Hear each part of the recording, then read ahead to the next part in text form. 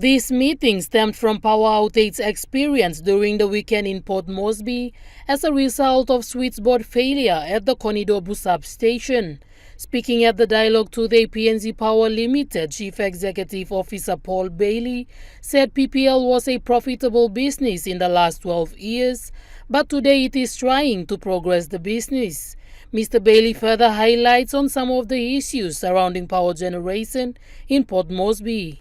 What a lot of you have been saying, and I acknowledge the business houses here, and we've met with them, met with you recently as we've been meeting with the business houses across all of PNG as Tony and I have been moving around. We've seen improving reliability of the system. But what we've got in July is the beginning of the dry season.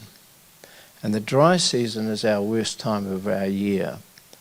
So to give you an example, today, normally back in July, EMTV was giving us about just over 50 megs availability. It's 50 megawatt of energy on call. That's how much they were generating. And Rona and EMTV are our base loads. That's where we get most of our energy from. And then we top it up with the IPPs, with particularly here is Daru and New Power. And there are some other very minor sources of power for the system. This morning it's giving us 17.3, and the last couple of days it's down to 14. The growth is now peaking at over 155 meg a day, usually about 1 or 2 o'clock in the afternoon is peak loading.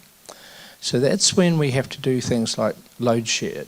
Adding to power generation issues, PPL Chief Technical Officer Tony Koiri said Konidobu substation provides main power support to the central businesses.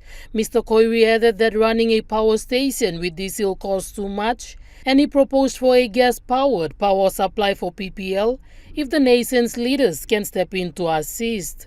Meanwhile, National Capital District Governor Paul Sparkop said it is not up to the businesses to buy electricity once they are faced with such instances. Mr. Sparkop said Port Moresby contributes 30% of Papua New Guinea's economy, and the power issue affecting the province is affecting the country's economy as well. He said today's meeting will help identify ways on how to resolve the power issue in Port Moresby. Jacinta Doctor, National EMTV News.